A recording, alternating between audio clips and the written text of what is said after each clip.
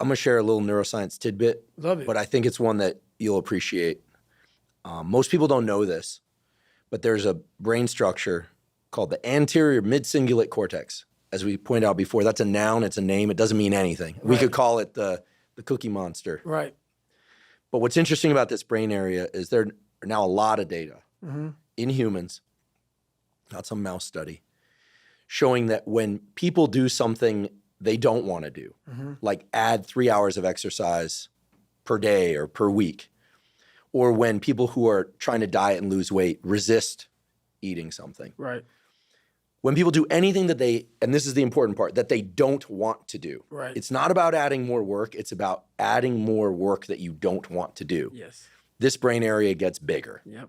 Now here's what's especially interesting about this brain area to me. And by the way, I'm only learning this recently because it's new data, but there's a lot of it. The anterior midcingulate cortex is smaller in obese people. It gets bigger when they diet. It's larger in athletes. It's especially large or grows larger in people that see themselves as challenged and overcome some challenge. Right. And in people that live a very long time, this area keeps its size. In many ways, scientists are starting to think of the anterior midcingulate cortex not just as one of the seats of willpower, right, but perhaps actually the seat of the will to live. See, now we're talking. And when I learned about the anterior midcingulate cortex, I was like almost out of my seat. And I've been in the neuroscience game since I was 20. We're the same age. And I was so pumped because I've heard of the amygdala, fear, prefrontal cortex, it's planning and action. I could tell you every brain area and I teach neuroanatomy to medical students. But when I started seeing the data on the anterior midcingulate cortex, I was like, whoa, this is interesting. Yep. And all the data point to the fact that we can build this area up. Yep. But that as quickly as we build it up, if we don't continue to invest in things that are hard for us, that we don't want to do, that's the part that feels so Goggin-esque to me, that we don't want to do. Like if you love the ice bath, yeah, I love the ice bath, and you go from 1 minute to 10 minutes, guess what? Your anterior midcingulate cortex did not grow. None. But if you hate the cold water, if you're afraid of drowning and you get into water and put your head under, then your anterior mid and survive, then the anterior midcingulate cortex gets bigger. But if you don't do it the next day, or if you do it the next day and you enjoy it, because hey, I did it yesterday, woohoo, happy me, Merry Christmas, as you would say. Merry Christmas. Guess what? The anterior midcingulate cortex shrinks again. Yep. To me, this is one of the most important discoveries that neuroscience has ever made, because it's that I don't want to do something, but do it anyway. That's right. That grows this area. And it's almost like I have a friend, he's been sober 30 years from alcohol. And he always says, you know, the amazing thing about addiction is there's a cure. The problem is it only works one day at a time. Yep. And so you have to renew it every day. That's right. So the anterior midcingulate cortex, to me, when I learned about it, two things went off in my head. Whoa, this is super interesting. And two, I got to tell David Goggins about this. And I waited until now to tell you because I felt like well, for obvious reasons, I wanted to tell you and I wanted to tell you here. Well, I love that because that's how I've lived my entire life. I don't know anything about that. But people go, man, you have such a strong will. It's something that you build. Like, I never forget, I was on a podcast one time, and this dude goes, you were blessed with a strong mind. Like, the hell are you talking about? I was blessed with a strong mind. That's something that you have to develop. You develop that over years, decades of suffering and going back into the suffer. That's why a lot of people who graduate Navy SEAL training, they want to know, like, I talk about it very openly all the time. A lot of guys don't want to go back into that water. Don't want to go back into the hard stuff. Maybe not anything hard. Anything hard in life. Once you get through it, it's like you become a POW. Like, how many POWs you know want to go back to POW camp? None. When something sucks so bad in life, this is on this that we're talking about now, very few people want to go back. They're happy they graduated. I realized I'm the same way. I don't want to go back. I have to go back. I must go back because that is exactly where all the knowledge of my life exists, was back there, and what you're talking about.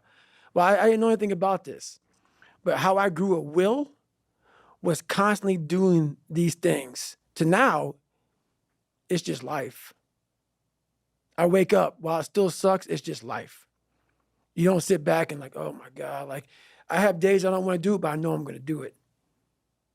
I know from years of just doing it. So that's beautiful. And this is why I came on here with you today. And I'm glad that you're talking about this because human beings need to hear this.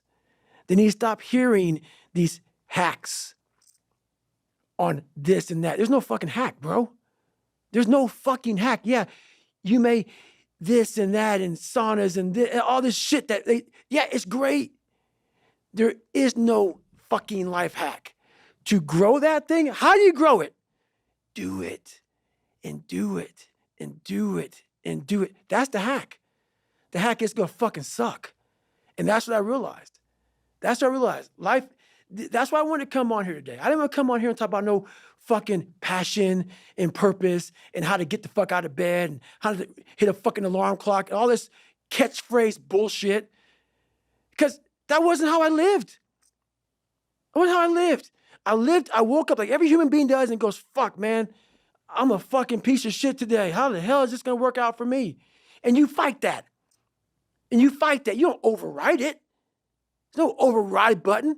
It's the conversation in your fucking, in your head. So how do you do that? We don't have enough of these conversations about the real conversation that every human being is having. And they have no idea how to get out of it, but they do.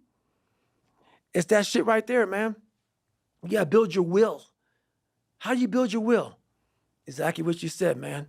Exactly what you said.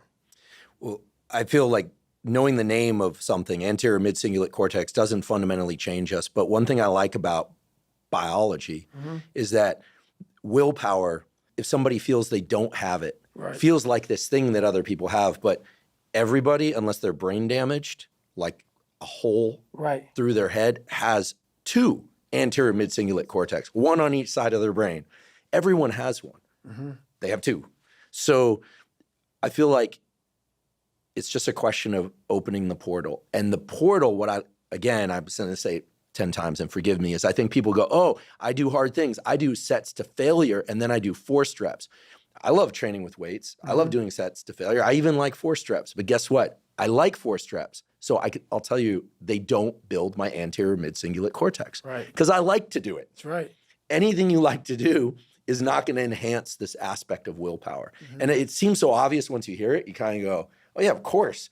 But I think you really close that loop for people when you share what you're sharing today and what you've shared elsewhere before as well, when you're trying to explain the friction is the critical ingredient. Right. And I think people think, oh, if it's effort, well, then I'm getting better. That's part of it, necessary but not sufficient, as we say in science. But the suck part, the being haunted, the stick, they're really unpleasant terms. Very. These are probably the most unpleasant terms we've ever used on this podcast. Very. Those are the levers. Those are the gears. And without those, this thing that you're talking about, David Goggins, as a verb. Right. You know, I sometimes make the joke, but it's not a joke. Right. Goggins is a name and it's a verb. People go, I'm going to Goggins that. Right. Right. But that's, I think, again, I'm not a psychologist, but I think that's what you're talking about. The stick, the friction, being haunted. It's the suck part that grows this anterior midcingulate cortex. So now you know why there's so many people that fail in this world to figure out their purpose in life. Where do I go? Because to grow that, while you may not look like me, how my daily life looks, it don't look fun. It don't look fun. So it's a choice that people have to make in life. But what's so funny about it is even the richest of rich, who have everything, they always ask me this question. I feel like I'm missing something. I don't feel like I'm missing shit. I don't have what you all have, but you'll never in my life hear me tell you I'm missing something. Everybody is. They're missing this feeling. I found it a long time ago. I found it right there in that willpower thing. When you're nothing, and change yourself into something like me, you call it happiness, peace, whatever the fuck you want to call it. People are missing exactly what went on with David Goggins. Why don't you smile? I do. But I figured something out. That's why you'll never hear me say I'm missing something. I found it years ago. You find it in the suck. You find it in the suck, and you find it repeatedly in the suck to the point where you know exactly who you are. Most people are missing something because they don't know who they are. They never examine themselves. They've never done this experiment on themselves. The lab rat, we're all lab rats, but you're also the scientist. You create your own self. Most people are missing something because there's so much trapped in there. I don't even want to say potential. I think that's a word used out too much too. There's so much in you that God or wherever the hell you believe in, or if you're an atheist, in you that you have not unlocked. That you walk around with this gorgeous wife or great husband and all this money. You're like, God, I feel like I'm missing something. Yeah, because it's about 75% of you is still fucking in there. Still chained up because you just didn't want to find your willpower. Didn't want to find your soul, your will, your heart, your determination, your guts, your courage.